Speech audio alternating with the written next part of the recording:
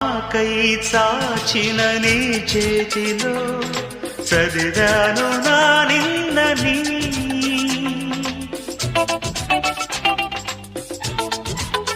ఓ నాకై చాచిన నీ చేతిలో చదివాను నా నిన్నని. నాతో సాగిన నీ అడుగులో చూశాను మన రేపుని.